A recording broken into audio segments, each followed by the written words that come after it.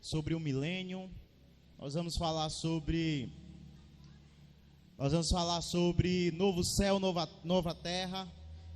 E vamos até onde der, né, irmãos? Vou agilizar aqui para que possa dar tempo da gente abranger muita coisa. 1 João capítulo 2, verso 18. Todos acharam? Amém? Diz assim a palavra de Deus: filhinhos, esta é a última hora. E como vocês ouviram que o anticristo vem, também agora muitos anticristos têm surgido. Por isso sabemos que é a última hora. Amém? Amém? Glória a Deus. Olhe para cá, irmãos. Irmãos,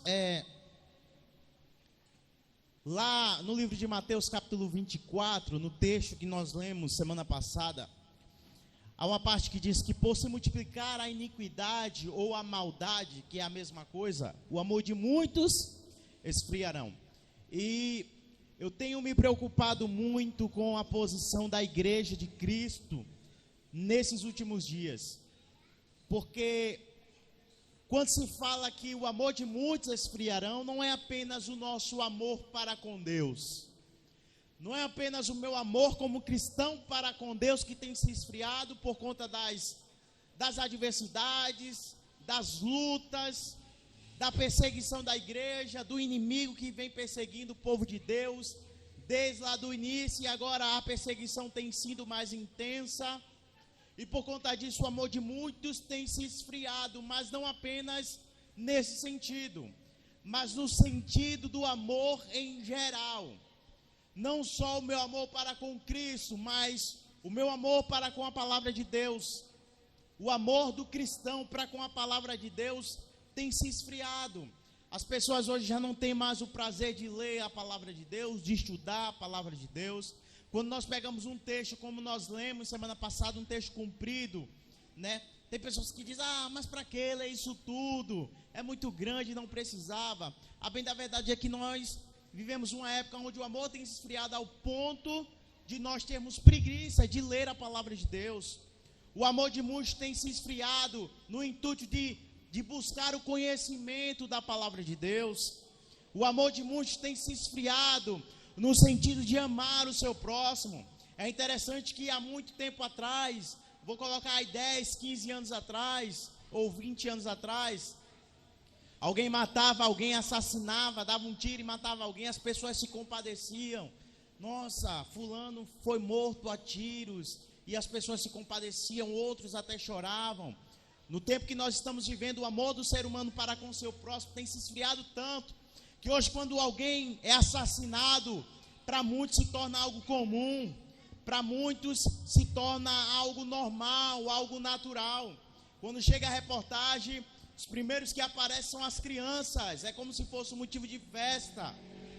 Que geração é essa que está sendo criada? Que geração é essa que nós estamos vivenciando os tempos que antecedem a vinda de Cristo? E é interessante, eu me lembro que uma certa vez, há mais ou menos uns 2, 3 anos atrás, na rua que eu moro, um homem foi assassinado, encheu de gente, todo mundo foi olhar, e veio o camburão lá, o rabecão, pegou o corpo, colocou e saiu. E assim que ele saiu, uma mulher veio entrando na rua, querendo ver o cara que tinha sido morto. E aí falaram para ela, não, o rabecão já levou. E ela disse, rapaz, isso é uma miséria, a gente vem de lá de longe para ver o morto e não dá nem tempo de ver. Olha só como o amor para com o próximo tem se esfriado.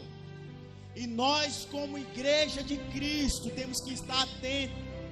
Nós, como igreja de Cristo, temos que ficar atentos, porque o anticristo, ele já está sobre a terra, irmãos. Preste atenção aqui em mim, deixa as crianças, preste atenção, foco em mim. O anticristo, ele já está sobre a terra, irmãos. E a primeira coisa que nós precisamos entender acerca do anticristo é que anticristo, para você que não sabe, é o espírito contrário a Cristo. Vou dar um exemplo.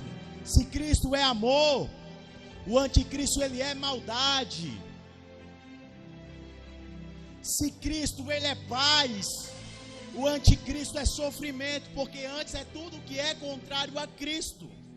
Então o anticristo ele vai surgir como uma pessoa eu vou dizer de uma influência no cenário político, pode ser que seja uma pessoa de uma influência no cenário religioso, mas acima de tudo ele vai ter que ser uma pessoa de influência no cenário político.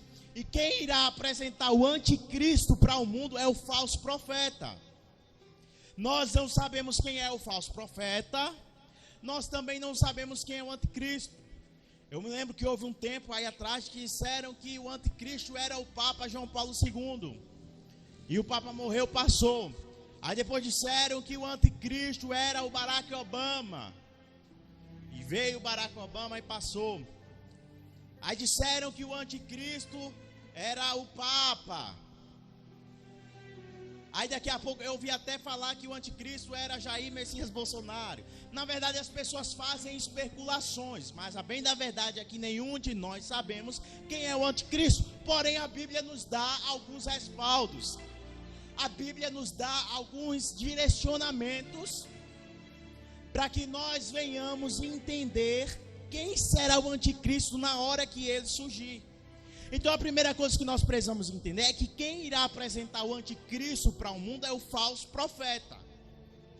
O falso profeta irá apresentar o anticristo para o mundo.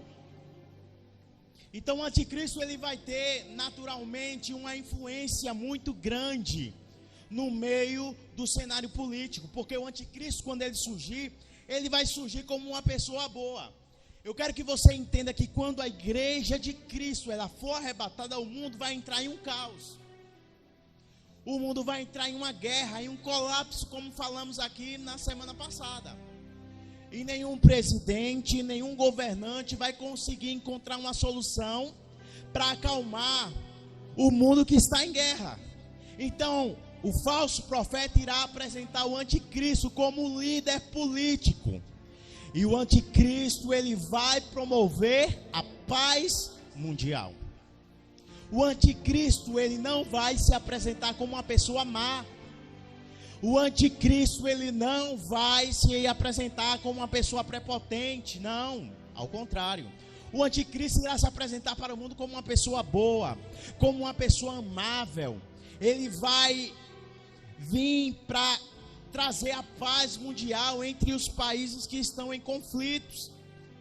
Hoje, a maior guerra está concentrada entre judeus e muçulmanos. Hoje, a maior guerra está concentrada entre judeus e muçulmanos. Então, se o anticristo, ele viesse nos dias de hoje, Arábia e Israel, elas estão divididas, porque Israel, ela quer ser reconhecida como nação. E a Arábia, ela quer uma parte de Israel para fazer com que seja a sua capital. Então, Israel não quer ceder seus territórios para os árabes. E em contrapartida, os árabes não querem aceitar Israel como nação. Então, existe uma guerra entre esses dois países.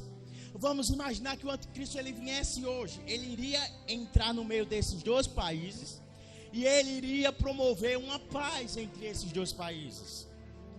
Ele iria, uma paz falsa. Ele iria trazer uma paz falsa sobre aqueles dois países para que aqueles dois países não entrassem mais em conflito. Agora eu quero que você imagine o mundo inteiro em guerra. E vem um homem, aparece um homem e ele consegue resolver o problema da humanidade. Ele consegue promover a paz. Sabe o que vai acontecer? As pessoas vão ovacionar o anticristo. E alguns projetos do anticristo é que ele vai promover a paz mundial, ele vai promover a globalização mundial de um só líder, ele vai promover a unificação de uma só moeda. Esse reinado do anticristo ele durará 7 anos. Lá em Daniel capítulo 9, verso 27, fala dos 7 dias de Daniel, de uma semana. Que na verdade 7 dias em profecias representa 7 anos. Porque um dia em profecia representa 1 ano. Então quando ele vem sobre a terra, ele vem se mostrando uma pessoa boa, uma pessoa amável. Ele vai promover uma paz mundial. A besta do Apocalipse, que é o falso profeta, ele vai apresentar esse anticristo para o mundo. Então ele vai promover a paz mundial. o mundo inteiro vai ficar em paz e as pessoas vão começar a ovacionar o anticristo. Só que ele vai se mostrar uma pessoa boa naturalmente, então por isso que muitos irão segui-lo. Ele vai promover a globalização. Eu falei aqui na semana passada que o Papa é uma autoridade espiritual pela Igreja Católica e o Papa, ele apoia a globalização mundial. O que é a globalização mundial? É um líder só, um único homem, governando o mundo inteiro.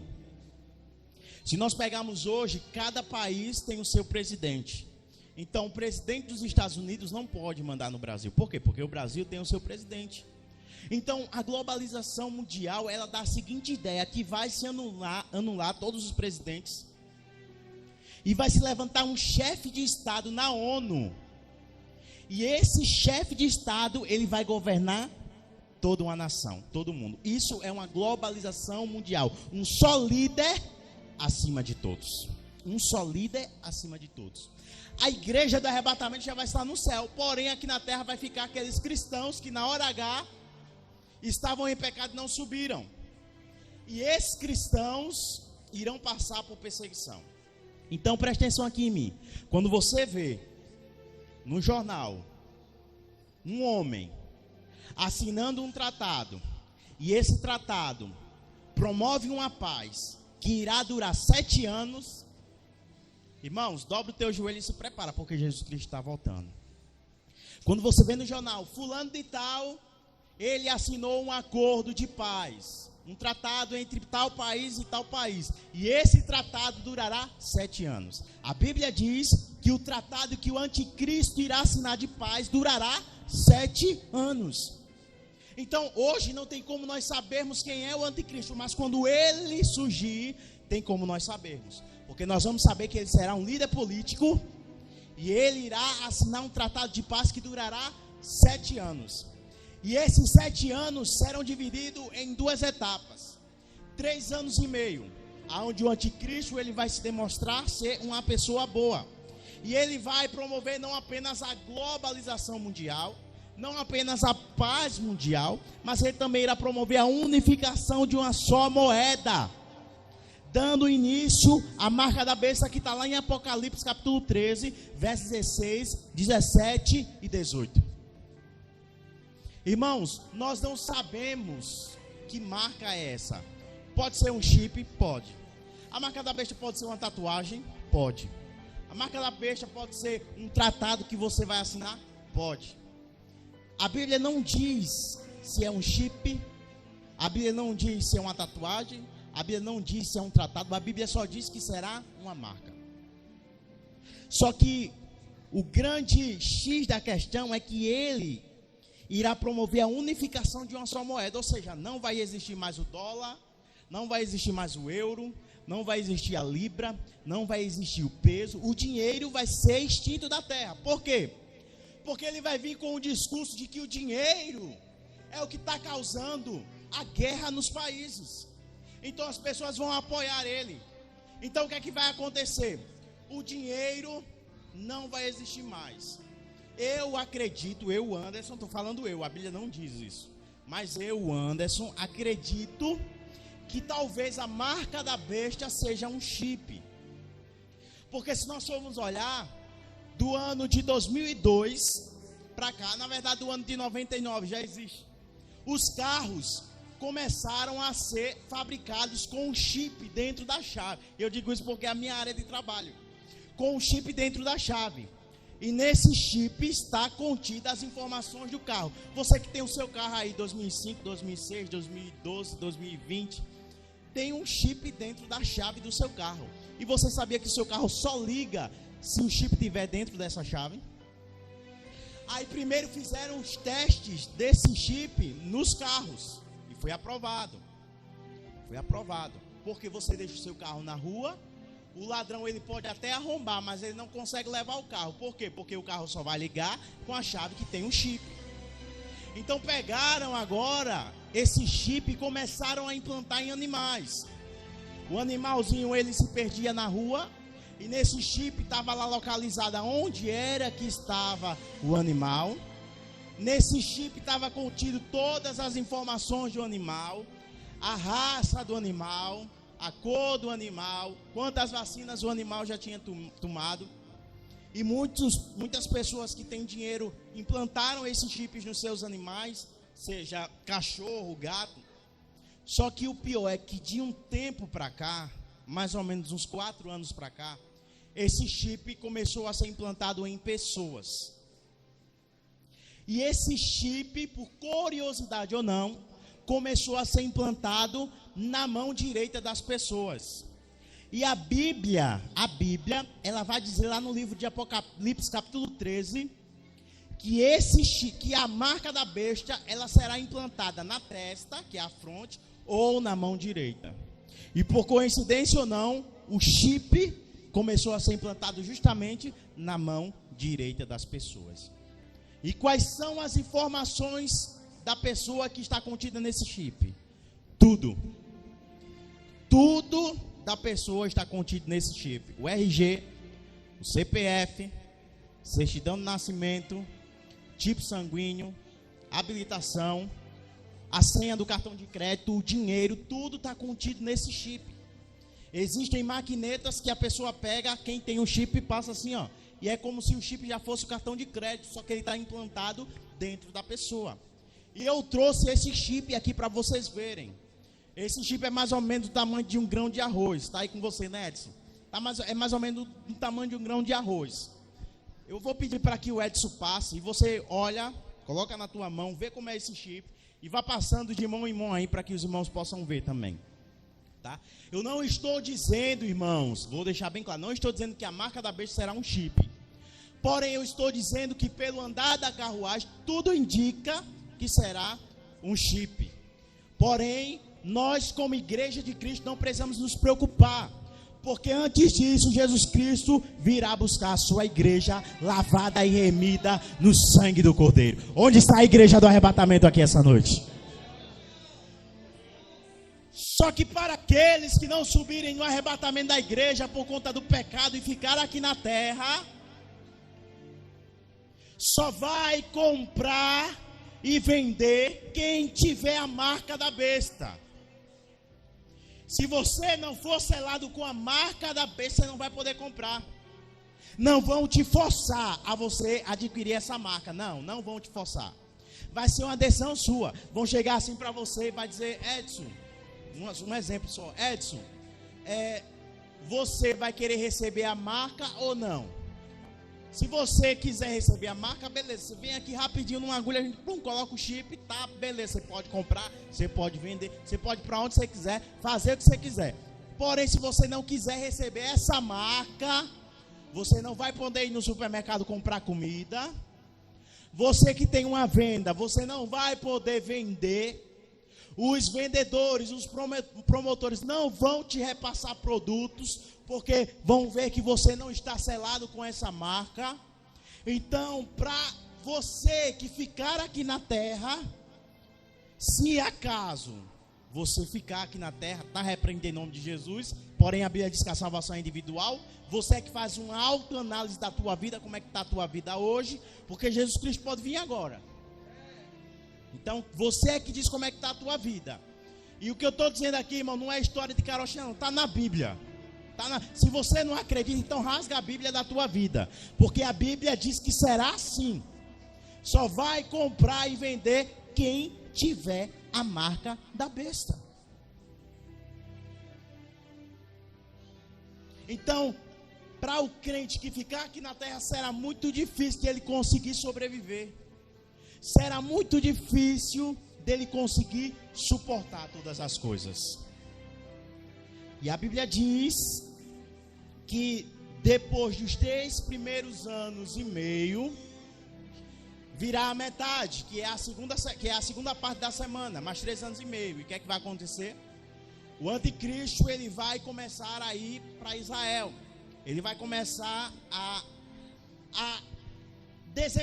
demonstrar um certo carinho especial por Israel. Israel é a nação santa do Senhor Jesus. E a Bíblia diz que o anticristo ele virá de uma forma tão bondosa que ele enganará muito, se possível até os eleitos, se possível até a nação de Israel. e o anticristo vai promover a paz em Israel, o anticristo vai demonstrar apoio em Israel. Porém, depois de 3 anos e meio, o anticristo ele vai construir o templo em Israel. Até então, beleza, Israel vai gostar, vai apoiar, porque ele vai reconstruir o templo em Israel.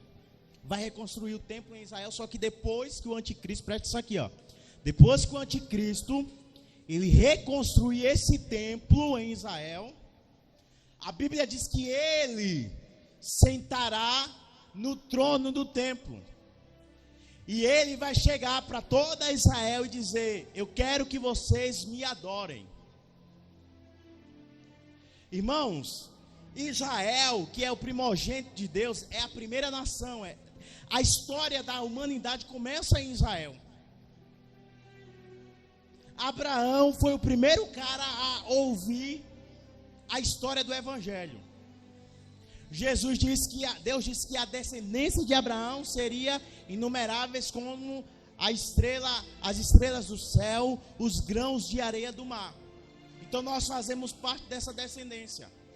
A história da humanidade se inicia em Israel. Porém, quando o anticristo ele chegar diante do povo hebreu e dizer: eu quero que vocês me adorem, Israel, até hoje, eles ainda estão esperando o Messias. Você sabia disso?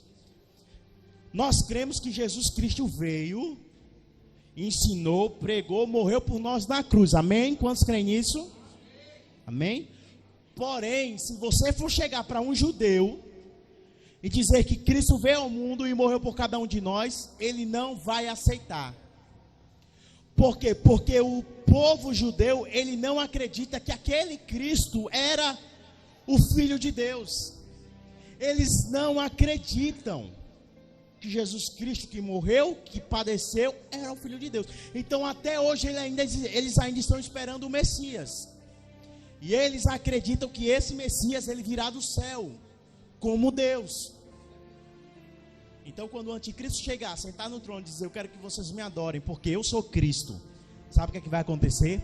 O povo de Israel vai se revoltar contra o anticristo. A nação eleita, o povo de Israel, eles podem até estar esperando o anticristo, eles podem até estar errados por isso, mas se tem uma coisa que eles foram libertos, foi da idolatria. Porque o povo de Israel era para passar 40 dias no deserto. Pela idolatria e pela desobediência, eles passaram 40 anos.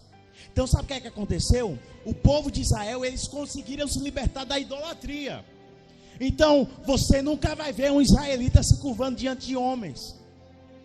Você nunca vai ver um judeu se curvando diante de um presidente, se curvando diante de um vereador, um deputado. Você nunca vai ver um judeu se curvando diante de um rei, porque eles não adoram homens, eles não adoram imagem, eles foram libertos da idolatria. Então quando o anticristo sentar no trono e disser: eu quero que vocês me adorem, porque eu sou Cristo, eles vão dizer: nós não adoramos a homem. Não, você não é Cristo. Nós não nos curvamos diante de homens. Aí sabe o que vai acontecer? O anticristo ele vai se rebelar contra Israel. E aí então vai dar início a uma sangrenta perseguição contra o povo de Deus. O anticristo e o falso profeta vai começar a perseguir Israel de uma forma intensa, irmãos. Vão destruir Israel. O anticristo ele vai ter um poder de persuasão tão grande que ele vai fazer com que todas as nações se voltem contra Israel. O anticristo, e a igreja está no céu, o anticristo vai fazer com que todas as pessoas, todo mundo se volte contra Israel. Então Israel vai ser perseguido, irmãos. Porém, Deus ele não vai deixar o povo de Israel perecer. Você está lembrado lá em Êxodo, quando veio as pragas do Egito, as 10 pragas? A Bíblia diz que as pragas, elas atingiam o povo egípcio, porém, elas não atingiam a vila dos hebreus. Por quê? Porque em todo tempo, Deus estava cuidando do povo de Israel. E quando o anticristo se rebelar e começar a perseguir o povo de Deus, Israel, Deus também irá proteger Israel e não vai deixar com que o povo pereça. Essa perseguição do anticristo contra Israel irá durar 3 anos e meio. Repita comigo, 3 anos e meio. 3 anos e meio, e então se dará o fim da grande tribulação, porque a grande tribulação durará 7 anos. Está lembrado do acordo de paz, que durará 7 anos? Será a grande tribulação. 3 anos e meio, o anticristo vai se demonstrar uma pessoa boa. Depois, mais 3 anos e meio, ele vai perseguir o povo de Deus, Israel. Depois que passar esses 7 anos, se dará o fim da grande tribulação. E quando Israel já não estiver mais aguentando a perseguição do anticristo, aí então vai acontecer a segunda vinda de Cristo. Na primeira vinda, Jesus Cristo ele vem em secreto buscar a sua igreja, que somos nós. Amém? Vocês estão me entendendo? Na segunda vinda, ele não vem só. Na primeira vinda, ele vem só, será em secreto para buscar a sua igreja. Na segunda vinda, quando Israel estiver sendo perseguido, Jesus Cristo ele virá com a igreja. E a Bíblia diz que todo o olho o verá. A Bíblia diz que Jesus Cristo ele descerá no Monte das Oliveiras. Ele pisará no Monte das Oliveiras.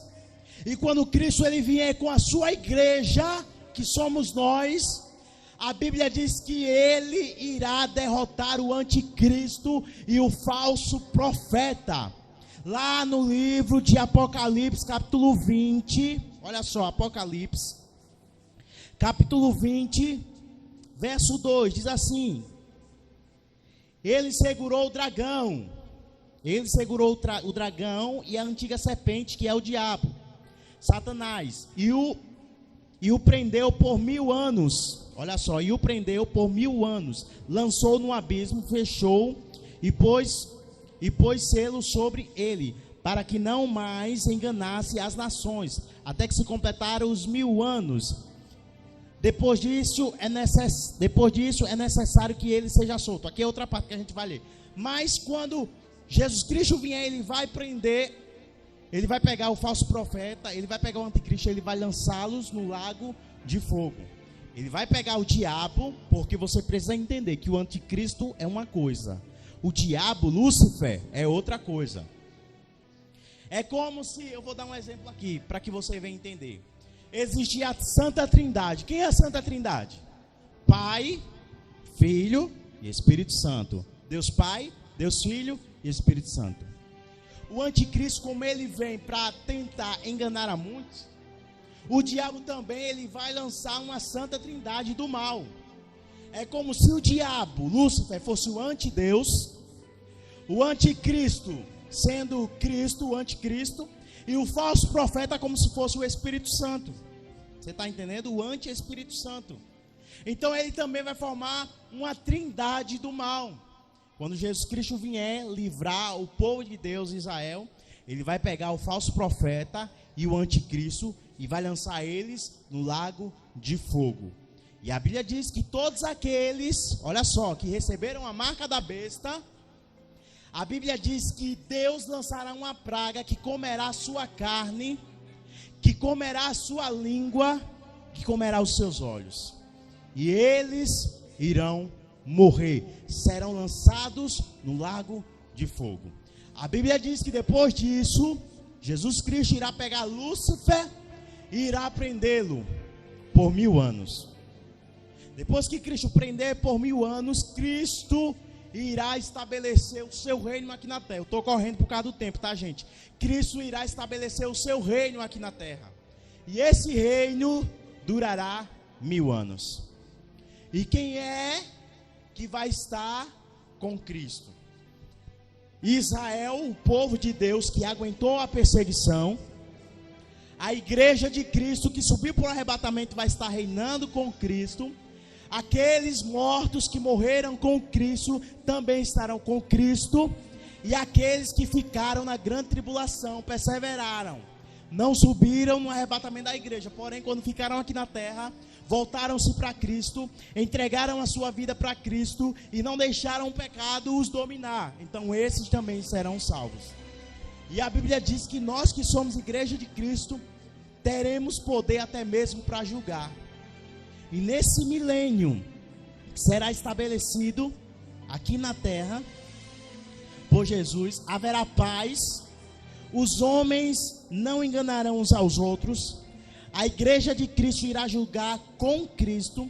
As pessoas, irmãos, está lá no livro de Isaías, capítulo 65. Você pode anotar depois e ler na sua casa. Livro de Isaías, capítulo 65, verso 17.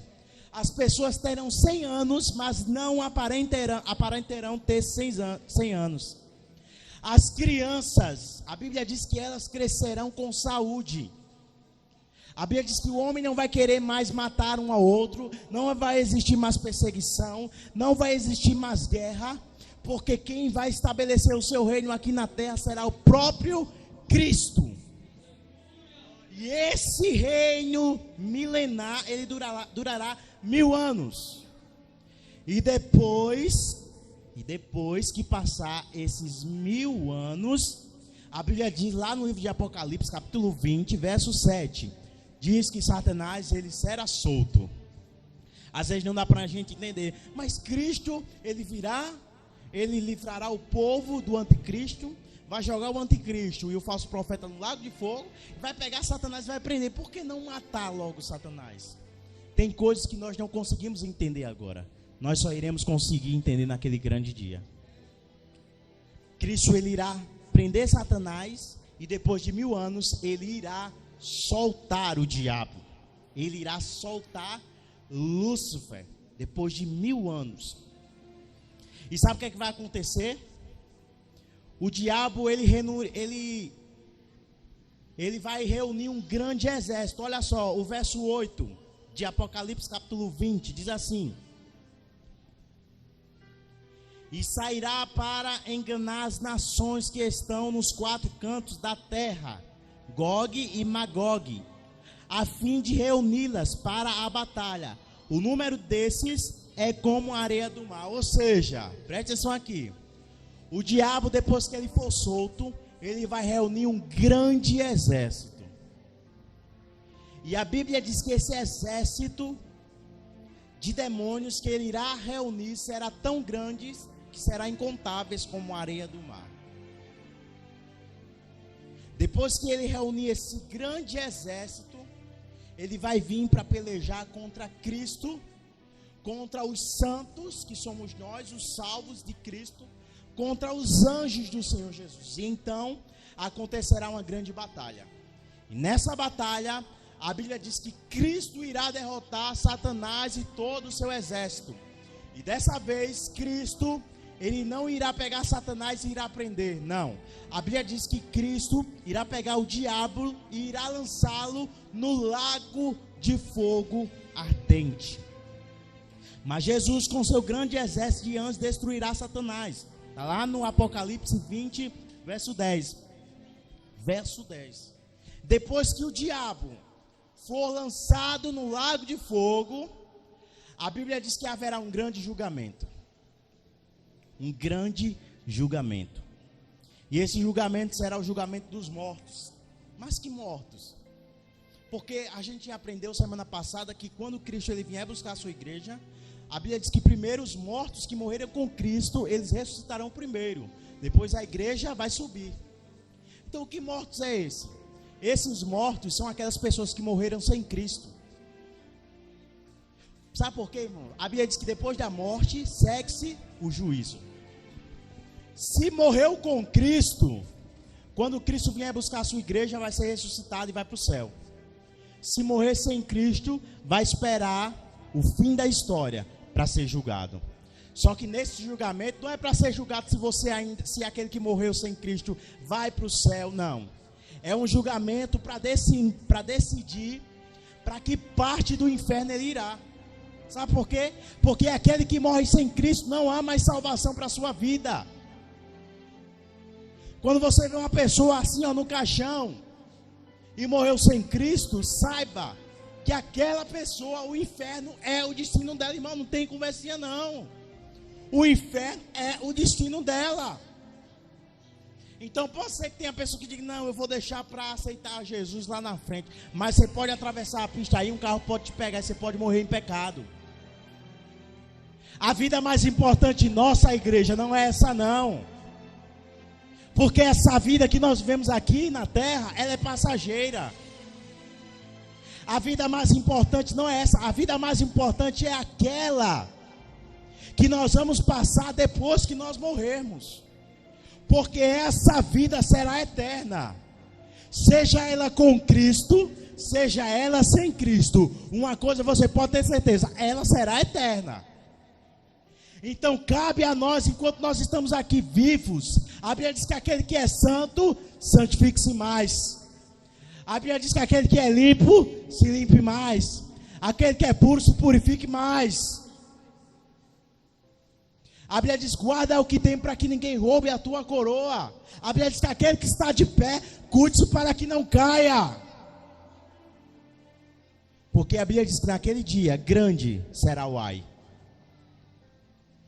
Então você tem que ter cuidado com essa sua vida que você vive hoje.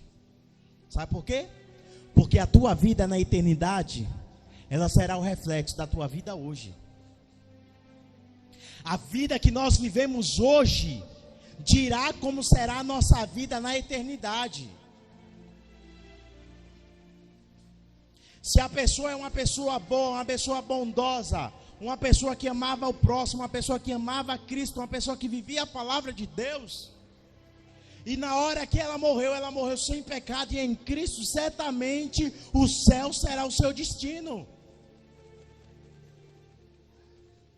Porque na nossa vida, irmão, só existem dois caminhos: ou bem ou mal, ou céu ou inferno, ou certo ou errado, não tem uma terceira opção. É como se a nossa vida fosse representada pelos dois ladrões da cruz.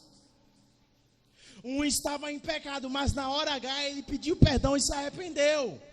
Jesus olhou para ele e disse: ainda hoje tu estarás comigo no paraíso.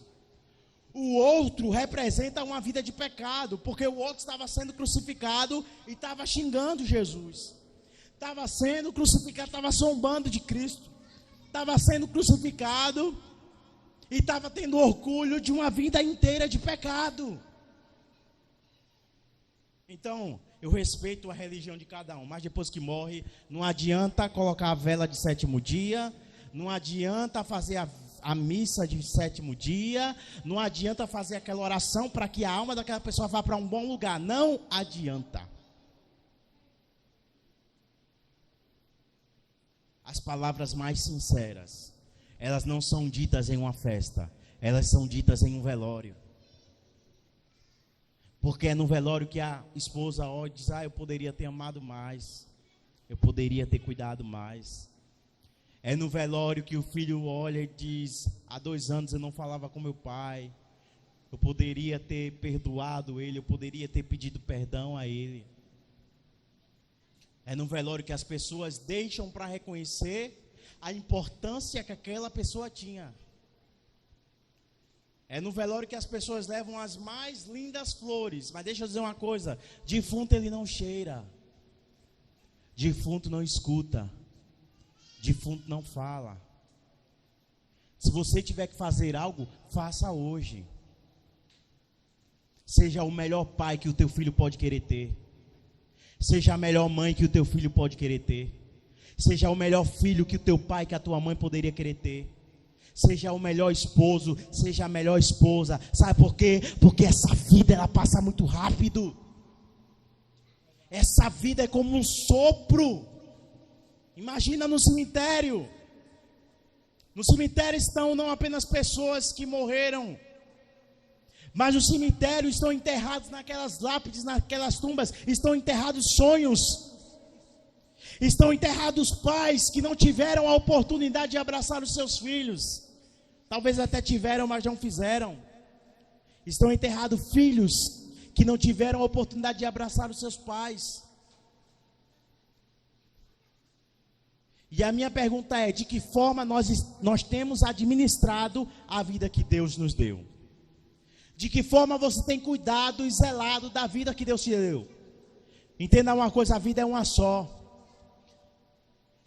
Você pode ter certeza de tudo, mas a única certeza de que nós não temos é de que nós vamos acordar amanhã. Você não tem certeza.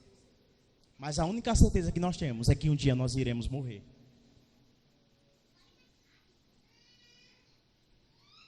Seja uma morte natural aqui na terra, ou seja no arrebatamento da igreja. Porque no arrebatamento da igreja, o nosso corpo físico também irá morrer. Então, de que forma você tem cuidado da vida que Deus te deu? De que forma nós temos administrado a vida que Deus ele nos deu?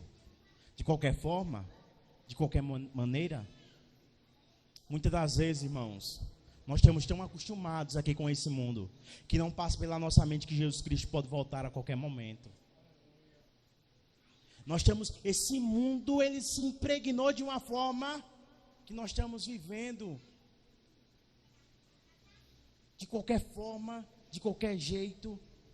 A Bíblia diz que nós temos que amar e nós hesitamos. A Bíblia diz que nós temos que ajudar e nós hesitamos. Mas Jesus Cristo, ele pode vir a qualquer momento. Então, faça uma autoanálise. Como é que está a tua vida? Seja sincero para você mesmo. Você pode mentir para mim, você pode mentir para o pastor, para tua esposa, para qualquer pessoa. Mas se tem uma pessoa que você não pode mentir, é para você mesmo. Agora, dentro do teu coração, seja sincero. Se Jesus Cristo viesse agora, você subiria ou você ficaria? Como é que se encontra a tua vida hoje? Não adianta nós ministrarmos sobre arrebatamento da igreja e a igreja sair do culto com a mesma mentalidade, não.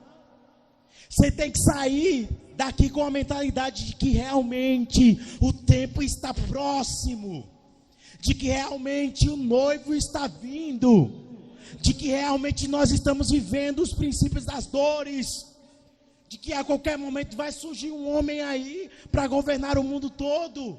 Nós precisamos ter a consciência da presença de Deus, porque nós só teremos uma conduta de santificação se nós tivermos a consciência da presença de Deus.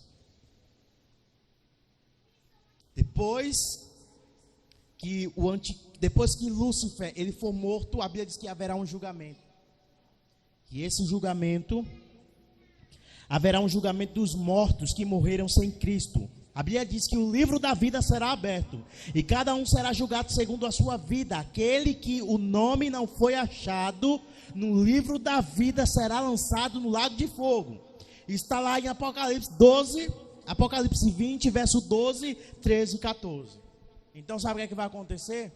Aqueles mortos que morreram sem Cristo, que rezaram para eles, que levantaram vela de sétimo dia, eles serão ressuscitados. Jesus Cristo vai olhar e vai abrir o livro da vida. Um exemplo, tá? Pegar o Edson não, falar do Ítalo. Um exemplo. Ítalo, deixa eu ver aqui. Olha, Ítalo, infelizmente, aqui está constando que o seu nome não está escrito no livro da vida. Aí um exemplo, o Ítalo vai chegar e vai dizer: mas Senhor, em teu nome eu curei, Senhor. Senhor, em teu nome, olha, eu servi água na igreja, eu fiquei na porta, eu louvei com os varões, em teu nome eu preguei, eu cantei. Aí Jesus Cristo vai olhar e vai dizer: aparta de mim, porque eu não te conheço. Se o seu nome não está no livro da vida, você será lançado no lago de fogo. Agora deixa eu dizer uma coisa para você. Enquanto há vida, ainda há esperança. O próprio João, que escreveu o livro de Apocalipse, ele olhou e disse: filhinhos, filhinhos, não pequeis. Mas se você pecar, fica tranquilo. Há um advogado junto ao Pai, e ele é quem irá te justificar. Sabe por quê? Enquanto há vida, ainda há esperança. Se você está vivo, é tempo de você se arrepender, é tempo de nós voltarmos, nós, irmãos, e eu sou o primeiro da fila, porque eu também não sou perfeito. Quer saber quem eu sou? More comigo, minha esposa pode dizer quem eu sou, a irmã Melina pode dizer quem é o pastor Ricardo, a Fabrícia pode dizer quem é o Edson, a Aline pode dizer quem é o Heron. Por quê? Porque na convivência, na intimidade, cada um se mostra ser quem é de verdade. Então eu não sou perfeito, eu não sou santo, eu sou o mais pecador de todos aqui. Mas sabe o que equivale na nossa vida? é o perdão. É quando a gente erra, porque nós iremos errar, porque o pecado, a natureza pecaminosa, ela ainda habita em nós. É quando nós pecarmos, nós dobrarmos nossos joelhos, ou levantarmos a nossa face para o céu e dizer: Deus, me perdoa pelos meus pecados. Deus, me perdoa quando os meus pés vacilam, tropeçam e caem. Me perdoa, Deus, como a minha mente vacila. Me perdoa quando os meus olhos se desviam para o caminho mau. Seja sincero com Deus. Não deixa para pedir perdão a Deus só no final da noite. Não deixa para pedir perdão a Deus só no culto de ceia. Se você pecar agora, no mesmo instante, se arrependa e peça perdão. Porque nós não sabemos quando Cristo ele virá. E depois que todos aqueles que morreram sem Cristo forem lançados e julgados e jogados no lago de fogo, a Bíblia diz que Deus, ele estabelecerá o seu reino. Então, para que se cumpra segundo as Escrituras, a Bíblia diz que haverá novo céu e nova terra em Apocalipse 21. A Bíblia diz que ele enxugará dos olhos todas as lágrimas, e não haverá mais choro, nem pranto, nem dor, porque todas as coisas já foram passadas. Aí, meu irmão, sabe o que é que vai acontecer? A Bíblia diz que vai haver um novo céu, uma nova terra. Essa terra aqui vai ser totalmente destruída. Vai existir um novo céu e uma nova terra. E nós iremos viver em paz eternamente, em gozo eternamente, em alegria eternamente. Por isso eu te digo nessa noite, meu irmão, vale a pena você morrer por amor ao Evangelho. Vale a pena você sofrer por amor ao Evangelho. Vale a pena nós sofrermos hoje para nós alcançarmos a vida eterna. Aleluia! Vale a pena você sofrer perseguição hoje, para você alcançar a sua vida eterna e viver em gozo e em paz com Cristo, pelos séculos dos séculos. Haverá uma nova Jerusalém. As ruas serão de ouro e os mares serão de cristais. Uma nova Jerusalém. Você já imaginou, você vai poder chegar para Paulo, abraçar Paulo. Você vai poder chegar para Pedro, abraçar Pedro. Você vai poder chegar para Jesus, abraçar Jesus. Não vai existir tristeza. Não vai existir rancor. Vai ser apenas paz. Agora deixa eu te perguntar, vale a pena ou não vale a pena a gente lutar para viver tudo isso, irmãos? Vale a pena ou não vale a pena a gente sofrer hoje para alcançar a vida eterna lá na frente? Chorar hoje para sorrir lá na frente? Nós não podemos, a Bíblia diz, olha, não vos conformeis com as coisas deste mundo. Irmãos, deixa eu dizer uma coisa, nós temos que viver aqui na terra sim, porque a terra foi criada por Deus, para que nós vivêssemos em paz. Porém, por conta do pecado, a Bíblia diz que o pecado entrou por intermédio de Adão e Eva, então o diabo ele teve livre acesso. Por isso que a Bíblia diz que esse mundo jaz do maligno. Então deixa eu dizer uma coisa para você. Nós precisamos aprender que nós estamos aqui nesse mundo, que nós vivemos aqui nesse mundo, mas que nós não somos desse mundo. Vou repetir, nós estamos nesse mundo, nós vivemos nesse mundo, mas nós não somos desse mundo. Sabe por quê?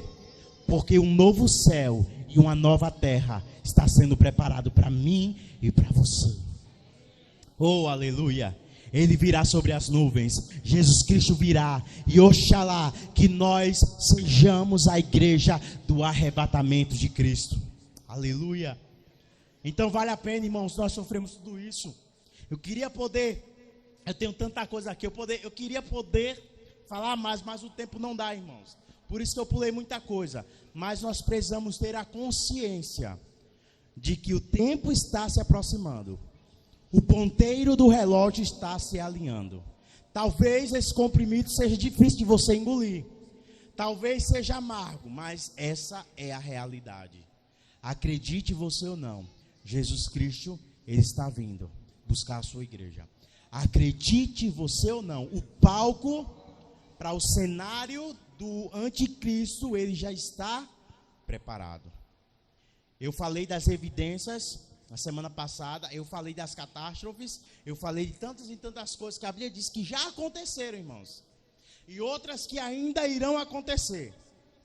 Então, o comprimido ele está aí, você vai tomar se você quiser. Por isso hoje, você só tem duas opções. ou a partir de hoje, propor dentro do seu coração e dizer, a partir de hoje, eu quero me voltar mais para Deus. Eu sei que você tem se voltado para Deus. Eu sei que você tem buscado viver uma vida santa. Mas a Bíblia diz que aquele que é santo santifique-se mais. Então hoje é o dia de você se santificar mais para Deus. Chega na tua casa hoje, eu te faço um desafio. Reconstrói o altar da tua casa. Quando chegar em casa, dobra o teu joelho e diz, a partir de hoje, a minha casa será um lugar de restauração. A partir de hoje, a minha casa será um lugar de transformação. A partir de hoje, o meu vizinho da direita será abençoado. O meu vizinho da esquerda será abençoado. O meu vizinho da frente, o meu vizinho da trás será abençoado. E a partir de hoje, aconteça o que acontecer, eu vou estar em vigilância, porque eu sei que a qualquer hora, Jesus Cristo ele virá. Sabe quando é que as pessoas, elas vão acreditar? Quando olhar para o lado e não ver mais o seu ente. Quando o pai olhar para o lado e não ver mais o seu filho.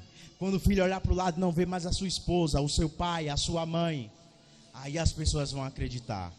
Aí sabe o que é que muitos vão dizer? Ah, como eu queria voltar no passado e poder ouvir as palavras que os crentes diziam. E eu não dava ouvido. Porque para mim era mais importante. Porque para mim era melhor eu estar sentado numa mesa de um bar. Para mim era melhor eu estar na noitada. Para mim era melhor eu estar me prostituindo. Para mim era muito melhor viver o que o mundo me proporcionava do que o crente me proporcionava. E eles vão querer que a igreja esteja aqui na terra. Só que a igreja já não estará mais aqui na terra. E quando a igreja subir, o Espírito Santo irá subir com a igreja. Porque Cristo disse que o Espírito Santo estaria com a igreja todos os dias, até a consumação dos séculos. Então, se a igreja irá subir, o Espírito Santo também irá subir. Sabe o que é que vai acontecer? Muitos vão pegar essa palavra, vão tentar ler, mas a revelação que é o Espírito Santo já não vai mais estar sobre a terra. Então, meu irmão, é tempo de nós vivermos aquilo que nós louvamos no início. Vem Jesus, Maranata, ora vem Senhor Jesus. Levante a sua mão mais alto que você puder e diga, vem Jesus, Maranata, ora vem Senhor Jesus. Diga Maranata, ora vem Senhor Jesus. Diga mais forte, Maranata, ora vem Senhor Jesus. Oh, aleluia. Você pode aplaudir ao nome do Senhor Jesus, aquele que vive, aquele que reina para todo sempre, aquele que era, aquele que é, aquele que há de vir. Esse é o Cristo que nós estamos esperando. A Bíblia diz que ele virá montado no cavalo branco e na sua coxa estará escrito Rei dos Reis e Senhor dos Senhores. Aleluia. Então, irmão, deixa eu dizer uma coisa. O céu não é o seu destino. O céu é a sua origem. Você vai voltar para o lugar da onde você foi criado. A Bíblia diz que ele nos elegeu nele antes da fundação do mundo. Ele soprou em nossas narinas o fôlego da vida. E quando ele soprou o Espírito, o boneco que foi feito do barro, ele criou vida. E sabe o que é que vai acontecer quando ele vier? Nós iremos voltar para a nossa origem, para o céu que é o nosso lugar. Olha para o irmão que está lá, diga, você está aqui, mas você não é daqui. Diga, uma morada, mas só é uma morada celestial, preparada para você. Diga mais forte, preparada para você. Diga mais forte, preparada para você. Quem acredita nisso? Há uma morada especial, há uma morada celestial preparada para você, meu irmão. Se coloque de pé nessa noite. Oh, aleluia. Vem Jesus. Maranata, ora vem, Senhor Jesus. Então, irmãos, isso é mais ou menos a ordem cronológica do que vai acontecer. Então que você esteja preparado. Eu acho que não há mais o que falar. Que você esteja preparado. A Bíblia diz que nós temos que estar preparados em tempo e fora de tempo. Curve sua cabeça, feche seus olhos. Eu quero orar por você. Senhor, meu Deus e meu Pai, aqui está a tua igreja, Pai. Eu creio que essa é a igreja do arrebatamento, Pai. Deus, que o Senhor venha nos fortalecer, Pai. Que o Senhor venha restaurar as nossas forças para nós suportarmos as aflições. Que o Senhor, Deus, venha restaurar nossas forças para nós aguentar só mais um pouquinho, só mais um pouquinho de tempo, Pai. Que o Senhor venha restaurar as nossas forças, ó Pai, para que quando o Senhor Cristo vier buscar a sua igreja, as nossas vestes venham estar limpas, venham estar brancas, ó Pai. Deus, que nós não venhamos nos desviar nem para a direita, nem para a esquerda, mas que nós venhamos entender que o nosso alvo é Cristo, que o nosso alvo é Cristo. Então, ó Pai, que a nossa mente venha a ser a mente de Cristo, que o nosso falar venha a ser o falar de Cristo, que o nosso andar venha a ser o andar de Cristo, para que quando Cristo ele vier buscar a sua igreja, nós venhamos subir e com Ele nas nuvens estar, e com Ele nos céus estar, ó Pai. Então, Senhor Deus, restaura as nossas forças, restaura as nossas forças. Se nessa noite entrou aqui um crente que está sentindo fraco, um crente que está sentindo as suas forças esgotadas, que o Senhor venha restaurar, Senhor, restaura o teu povo, aviva a tua igreja, assim como nos dias de Abacuque, aviva a tua igreja, ó Pai, aviva o teu povo, ó Pai, restaura as nossas forças, que o nosso espírito ele venha vivificar, ó Pai, ó Deus, que o Senhor venha restaurar, Deus, as nossas forças para nós suportarmos todas as aflições, e Deus, que o Senhor venha nos dar discernimento, sabedoria, para que nós venhamos ter a consciência de que o fim está próximo, de que o fim está perto, ó Pai, e nós cremos, ó Pai, nós cremos que as aflições do tempo presente não vai se comparar com a glória que há de ser revelada em nós, ó Pai, em nós, em cada um de nós. Então eu profetizo um novo tempo para a tua igreja, eu profetizo um novo tempo para cada filho teu, para cada filha tua que está aqui nessa noite, ó Pai, que nós venhamos ser abalados pela tua palavra, que nós venhamos ser impactados pela tua palavra, ó Pai, e que nós, Deus, venhamos ter a consciência que há uma morada celestial preparada para cada um de nós, em nome de Jesus. Repita comigo, diga: eu sou o que a Bíblia diz que eu sou. Diga: eu tenho o que ela diz que eu tenho. Diga: eu faço o que ela diz que eu faço. Diga: eu posso o que ela diz que eu posso. Diga: eu posso. Mais forte: eu posso. Mais forte: eu posso. Diga: todas as coisas. Todas as coisas. Diga: porque Cristo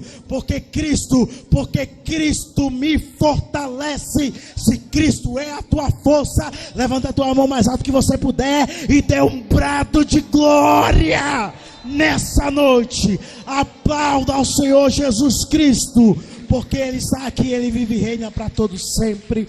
Eu agradeço a oportunidade em nome de Jesus.